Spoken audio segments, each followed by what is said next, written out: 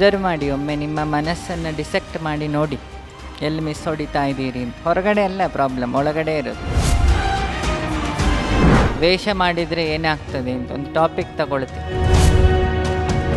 Highly powerful body ನಿಮ್ಮ ಬಾಡಿಯೊಳಗಿರೋದು.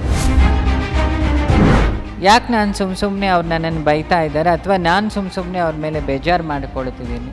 Reason ಏನು? ಒಂದು ನಗು ಬರ್ತಾ ಇರುತ್ತೆ, ಒಳಗಿಂದ ಬರೋ ನಗು, ಅದಕ್ಕೆ ಆನಂದ ಅಂತಾರೆ. ಸುಖ ದುಃಖದ ನಗು ಅಲ್ಲ. ನೀವೆಂತ ಹೇಳಿದ್ರು ನಾನು ನಗಾಡ್ತಾ ಇರ್ತೀನಿ. ತಲೆ ಮೇಲೆ ಬಿದ್ದು ಹೋಗೋ ಪ್ರಾಬ್ಲಮ್ ಯಾಕೆ ಒಂದಿನ ನೀನೇ ಹೋಗ್ತೀನಿ, ಮತ್ತೆ ಪ್ರಾಬ್ಲಮ್ ದೊಡ್ಡ ವಿಚಾರವಾ? Your body itself is not permanent, ಮತ್ತು how your problem is permanent ಅಲ್ಲ. ಆದರೂ ಮನಸ್ಸಿಗೆ ಸಮಾಧಾನ ಇಲ್ಲ. ಈ ಪ್ರಶ್ನೆ ಎಲ್ಲರಲ್ಲುಂಟು. ಯಾಕಿಲ್ಲ ಅಂತ ಹುಡುಕಿ ಅಬ್ಸರ್ವ್ ಮಾಡಿ, ಒಮ್ಮೆ ನಿಮ್ಮ ಮನಸ್ಸನ್ನು ಡಿಸೆಕ್ಟ್ ಮಾಡಿ ನೋಡಿ ಎಲ್ಲಿ ಮಿಸ್ ಹೊಡಿತಾ ಇದ್ದೀರಿ ಅಂತ. ಹೊರಗಡೆ ಅಲ್ಲ ಪ್ರಾಬ್ಲಮ್, ಒಳಗಡೆ ಇರೋದು. ಜಪ ಮಾಡ್ತಿರ್ತೀರಿ, ಮನಸ್ಸೆಲ್ಲೋ ಇರುತ್ತೆ. ಮತ್ತು ಆ ಜಪ ಫಲಿಸೋದು ಹೇಗೆ ಅಲ್ವಾ? ನಿನ್ನೆ ಒಬ್ಬರು ಯೋಗಿಗಳ ಹೆಸರು ಬೇಡ, ಯೋಗಿಗಳ ಹತ್ರ ಹೋಗಿತ್ತು. ಅವ್ರು ನನ್ನ ಎದುರುಗಡೆ ಒಂದು ಪೆಂಡೆಂಟನ್ನು ಸೃಷ್ಟಿ ಮಾಡಿ ಕೊಟ್ಟರು, ಬೆಳ್ಳಿಯದು. ಒಬ್ಬರಿಗೆ ಪ್ರಶ್ನೆ ಬಂತು, ಇದೆಲ್ಲ ಉಂಟಾ ಪ್ರಪಂಚದಲ್ಲಿ? ಉಂಟು. ನಿಜವಾಗಲೂ ಕಾಸ್ಮಿಕ್ ಪವರ್ ಇದ್ದವನು ಮಾಡ್ತಾನೆ. ಶೂನ್ಯದಿಂದನೇ ತಾನೇ ಭಗವಂತ ಸೃಷ್ಟಿ ಮಾಡಿದ್ದು. ಹಾಗಾದರೆ ಶೂನ್ಯದಿಂದ ಯಾವುದನ್ನು ಸೃಷ್ಟಿ ಮಾಡಲಿಕ್ಕೂ ಆಗುತ್ತೆ. ಭಾವನೆಗಳು ಹುಟ್ಟೋದು ಹೃದಯದಲ್ಲಿ, ಆ ಭಾವನೆಗೆ ಪ್ಲ್ಯಾನ್ ರೆಡಿ ಆಗೋದು ಬುದ್ಧಿಯಲ್ಲಿ. ಇದೆರಡು ಪ್ಲ್ಯಾನ್ ವರ್ಕ್ ಆಗಿಲ್ಲ ಅಂದಾಗ ಮನಸ್ಸಿಗೆ ಗಲಿಬಿಲಿಯಾಗಿ ಸ್ಟ್ರೆಸ್ ಬರ್ತದೆ. ಇದು ಸ್ಟ್ರೆಸ್ಸಿನ ಮೂಲ. ಆವಾಗ ನಮ್ಮ ಮುಖ ಹೀಗೆ ಹ್ಯಾಪ್ ಮೋರೆ ಆಗುತ್ತೆ. ಇದನ್ನು ಮೊದಲು ತಿಳ್ಕೊಳ್ಬೇಕು ಅಲ್ವಾ? ಮೇಷ ಕ್ಯೂ ಹೂ ನಮ್ಮ ಭಾಷೆಯಲ್ಲಿ. ನನಗೆ ಯಾಕೆ ಇಷ್ಟು ಹಿಂಸೆ ಆಗ್ತಿದೆ ಅದನ್ನು ಕಳ್ಕೊಳ್ಳೋಕ್ಕೆ ಧ್ಯಾನ ಜಪ ಎಲ್ಲ ಮಾಡೋದು. ಮೊನ್ನೆ ಒಬ್ಬ ಹುಡುಗ ಹೇಳಿದೆ, ಇಲ್ಲೇ ಇದ್ದಾನೆ ಪುಣ್ಯಾತ್ಮ, ನಾನು ಇನ್ನೆಲ್ಲ ಬಿಟ್ಟು ಆಂಜನೇಯನ ಹಿಂದೆ. ನನ್ನ ಗುರುಗಳು ಕೇಳಿದರು, ಕಟ್ಕೊಂಡಿದ್ದು ಹುಡ್ಸಿದೊಂದು ಉಂಟಲ್ಲ ಅದಕ್ಕೇನು ಮಾಡ್ತಾನಂತೆ. ಕಮಿಟ್ಮೆಂಟ್ ಸಾಲಗಳೆಲ್ಲ ಮುಗಿಸಿದ್ದು ನಾನು. ಇದು ಮನುಷ್ಯರಿಗೆ ಹುಚ್ಚು ಕಾಣೋದು.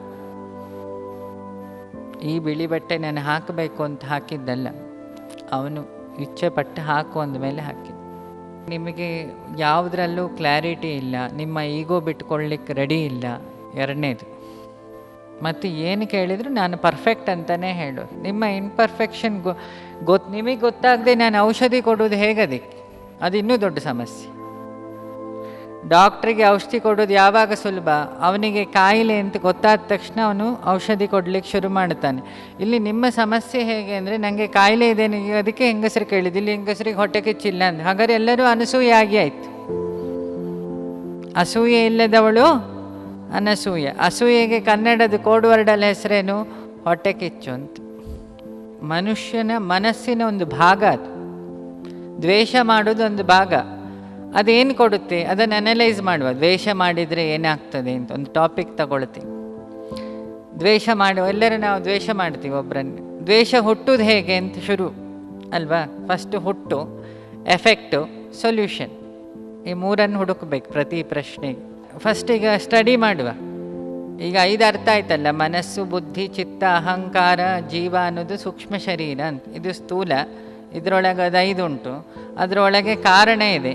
ಹೈಲಿ ಪವರ್ಫುಲ್ ಬಾಡಿ ನಿಮ್ಮ ಬಾಡಿಯೊಳಗಿರುತ್ತೆ. ನಮಗೆಲ್ಲ ಒಳಗಿಂದ ಆಸೆ ಇದೆ, ಬುದ್ಧಂತರ ಜ್ಞಾನಿ ಆಗಬೇಕು ಅಂತ. ಆಸೆ ಪಡೋದೇನು ತಪ್ಪಲ್ಲ. ನಾನು ಐಶ್ವರ್ಯ ಅಂದ್ಕೊಂಡಾಗ ಐಶ್ವರ್ಯ ಆಗೋದಿಲ್ಲ, ಆದರೂ ಐಶ್ವರ್ಯ ಅಂತ ಫೀಲ್ ಮಾಡುವ ಕನ್ನಡಿ ಮುಂದೆ. ಒಬ್ಬನಿಗೆ ಮನಸ್ಸಿಗೆ ಬೇಜಾರಾಯಿತು ಅಥವಾ ಯಾರೋ ಬೈದರು, ಅವನಿಗೆ ಏನು ಮಾಡೋದು ಅಂತ ಗೊತ್ತಿರಲ್ಲ. ಅವನು ಆವಾಗ ಶುರು ಪ್ರಶ್ನೆ ಹಾಕ್ಕೊಳ್ಬೇಕು, ನನಗೆ ಯಾಕೆ ಬೇಜಾರಾಗ್ತಿದೆ? ನಾನೆಲ್ಲಿ ಡಿಪೆಂಡ್ ಆಗಿದ್ದೀನಿ? ಎರಡನೇ ಪ್ರಶ್ನೆ, ನಾನೆಲ್ಲಿ ಡಿಪೆಂಡ್ ಆಗಿದ್ದೀನಿ ಅವ್ರ ಮೇಲೆ? ಯಾಕೆ ನಾನು ಸುಮ್ಮನೆ ಅವ್ರು ನನ್ನನ್ನು ಬೈತಾ ಇದ್ದಾರೆ ಅಥವಾ ನಾನು ಸುಮ್ಮನೆ ಅವ್ರ ಮೇಲೆ ಬೇಜಾರು ಮಾಡಿಕೊಳ್ತಿದ್ದೀನಿ? ರೀಸನ್ ಏನು? 4ನೇದು. ಆಮೇಲೆ ಇದನ್ನು ಓವರ್ಕಮ್ ಮಾಡೋದು ಹೇಗೆ?